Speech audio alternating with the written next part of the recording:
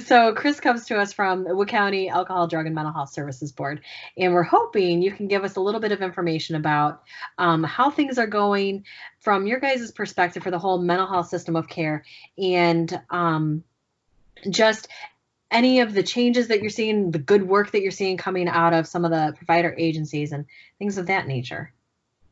Sure. It's a wild time, and we certainly understand everybody's trying to deal with this the best way they can, and it's a struggle. Our overarching message that we want to make sure gets out there is that services are still available. And we know this is often a tough time for people.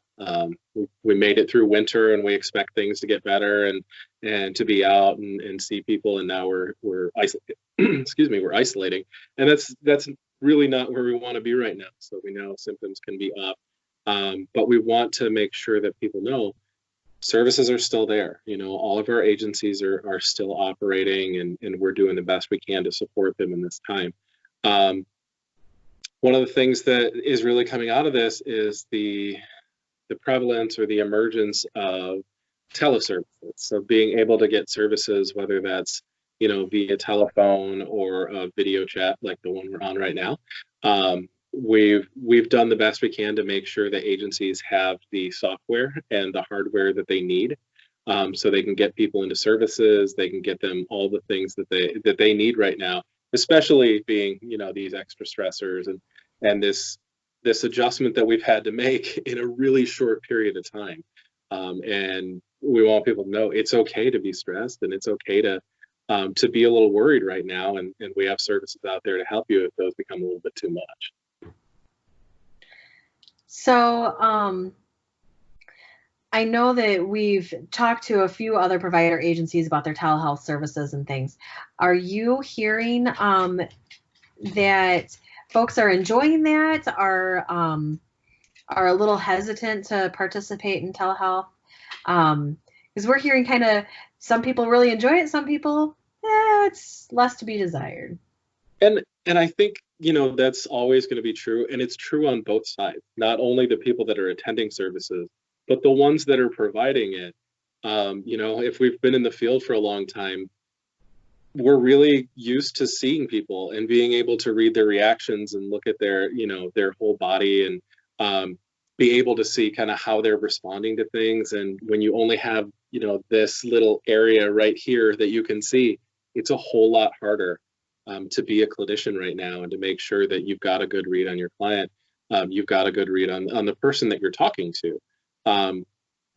So, you know, it's different. And though it opens up to a lot of people that are comfortable with this kind of conversation. And I think when we look at it, a lot of our younger population that, one, are really great about identifying their own emotions. They're not afraid to talk about mental health, which is awesome. And they're more comfortable with this kind of communication. Our workforce is a little older. So it takes a little bit of time to get used to this kind of thing. And I think it'll come a little bit more slowly, and people will get used to it and be more comfortable with it. And my hope is that this is going to be an avenue, even after all this is over, that people can feel comfortable attending services, because maybe they don't, you know, want to come in and sit in a waiting room, or maybe, you know, they only have an hour and they live a little bit further away from their treatment facility. So they can spend that hour actually getting treatment, or they can drive for 20 minutes there and 20 minutes back, and they just don't have time for a full session. So I think there's a lot of opportunity here that we can watch really blossom into some great things in mental health. But that being said, we also know it's tough and it's difficult and it's awkward, but we'll get there. We just have to kind of stick to it. So I don't want to dominate asking the questions. I didn't know if Bree or Ashley had any questions to ask right now.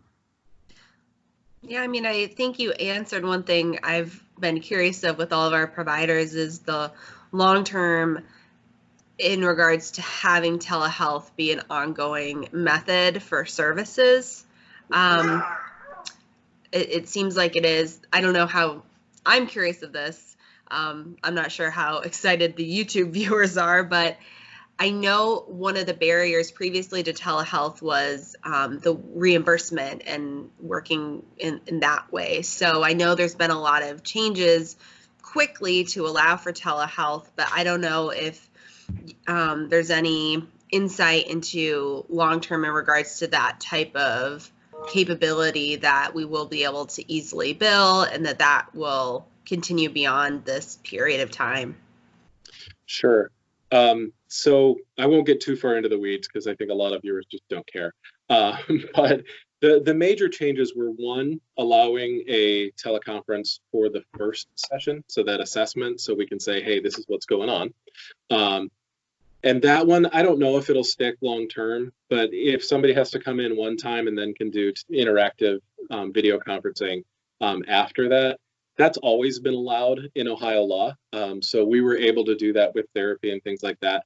One of the changes that we saw, the legislation, and thank you to our legislators and our rule makers that, you know, responded quickly and allowed it, is allowing it just on the phone. And that's a really difficult thing. And I can say, you know, as a clinician, and I spent a long time as a clinician, that's really tough, because when you can't read anything on your client, you can't see, you know, how they're reacting, you can't see their emotions. You're trying to read everything from tone and rate of speech and obviously what they're saying. That's a really difficult way to provide it. And although right now I think it's important to provide access, particularly when we don't have people that might have a device that can do a video conference, or they don't have adequate internet, things like that, it's important. But my hope is that that's not something that we look at as an acceptable course long term when we have an availability of other ways to interact with people. So, you know, maybe it's something we can have in law when there's no other option. I know there are a lot of people out there, and though we're in Wood County and we're very fortunate to have a rich system of care in that, you know, we have a lot of services and a lot of availability, not everyone does. You know, there are some rural areas that just don't have enough clinicians, and if a phone conference is the only way you can get services, hey, I'm all for it. But as a rule, it's not the best way to get it. Yeah, I know from my own personal experience in moving recently, I think it can be a helpful way when you're transitioning from providers. So for example, for me, I moved to a different city. I had a couple appointments with my current psychiatrist over phone, who'd known me for several years. While I was waiting for almost 4 or 5 months to get in with my new clinician. So but if it's a new person and you're kind of cut off from one of your tools clinically to observe a person and can't even see them, that's definitely a huge barrier. So absolutely. Yeah, Bree, do you have any questions as a potential new clinician entering the field? I know you're applying to grad school to become a counselor yourself, so. I am. I don't really have a whole lot of questions right now. I'm kind of just taking it all in. It's a really weird situation to be in. And so for me, just kind of like getting to see where everyone else is at and like how other agencies are dealing with things. I think that's my biggest thing, is just taking in all the information and all the opportunity to learn about what's going on. Because I don't know, I kind of am just in my little college nutshell. So I don't really know a whole lot about what is happening within other agencies. So for me, this is just a great learning opportunity. It'll be interesting if graduate programs start including telehealth kind of as something to discuss in their programs. Like, how do you do that when you can't observe someone in person? So that would be an interesting thing to see if that's kind of emerging in clinical training programs, essentially, or CEUs. I've seen a lot of clinicians posting CEUs about how to do telehealth. So yeah. Go ahead, Ashley. I was just gonna say I have nothing else to add. So, the challenges of doing a Skype interview, right? You don't know who's going to talk next. And so they had kind of covered some of my points that I was going to make or questions I was going to ask. So I wanted to ask, is there anything that you would like to see as an overarching message to citizens, other community members, other than providers are still here? Because I had heard that earlier a few minutes ago. Sure, and I think every time I've spoken in the community, it's always that message. And right now, it's providers are still open; they're still providing services. But really, it's help is here. You know, in Wood County, you can get assistance, and the easiest way, call 211. We will get you a warm transfer as long as you're calling, you know, while agencies are open, to an agency to talk about what you need. They'll hand you off to someone who can get you an appointment. You know, work on whatever it is that you need. So please understand that it's here. It's too often that, you know, we're out there at fairs or things like that, that somebody will come up and they'll be talking to me about their son, their husband, their, you know, their wife, whoever, this family member or friend.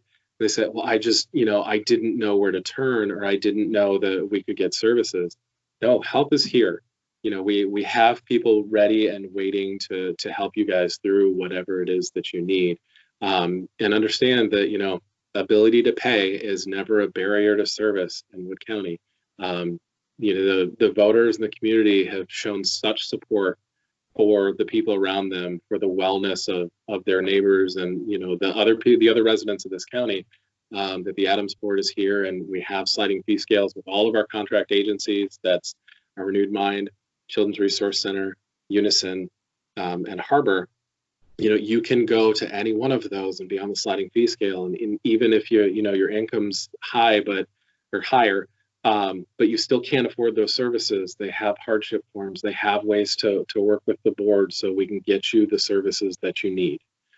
So please, you know, reach out if you need it. You can call agencies directly, but if you don't want to look it up, you don't have a phone book anymore. I know I don't. Call 211 or visit us at the ADAMHS Board's website, which is WCADAMH.org. So we really appreciate you taking the time to chat with us for a few minutes. If you don't have anything else to add, I think that's it. Well, nope, nothing to add. I hope everybody kind of stays well, best they can right now. Yeah, thank you. Thank you.